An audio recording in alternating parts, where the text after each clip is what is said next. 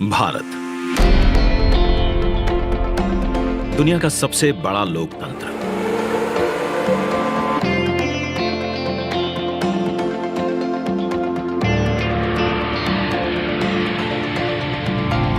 इस लोकतंत्र का मंदिर है संसद भवन,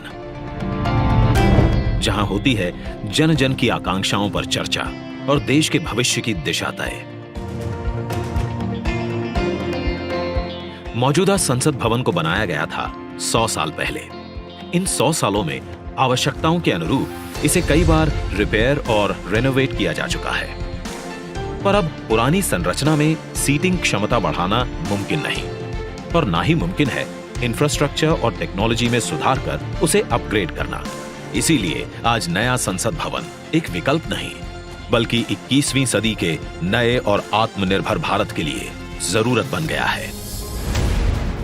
एक भारत श्रेष्ठ भारत की भावना को संजोए नया संसद भवन फैला होगा 64,500 वर्ग मीटर के विशाल एरिया में, जिसका निर्माण 21 महीनों यानी कि आजादी की 75वीं सालगिरह तक संपन्न कर लिया जाएगा। और इसे खास बनाएगा हमारी सांस्कृतिक विविधताओं से प्रेरित इसका त्रिभुजाकार डिजाइन,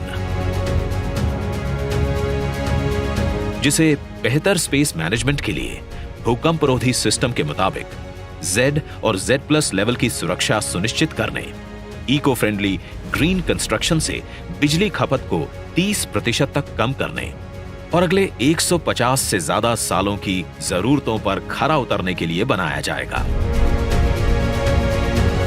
नए संसद भवन की कुल सीटिंग क्षमता पहले के मुकाबले 150% से भी अधिक होगी।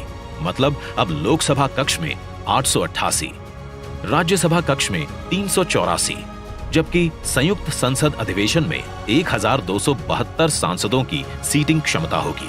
साथ ही डिजिटल इंटरफेस और आधुनिक सुविधाओं से युक्त होंगे सांसद कार्यालय, और लोकसभा और राज्यसभा हॉल होंगे हाई क्वालिटी ऑडियो वीडियो और हर एक डेस्क इलेक्ट्रॉनिक गैजेट से लैस। इसके अलावा यहां पर होगा भारत की भव्य विरासत को दर्शाता संविधान हॉल, पुस्तकालय, समिति कक्ष और भोजन क्षेत्र।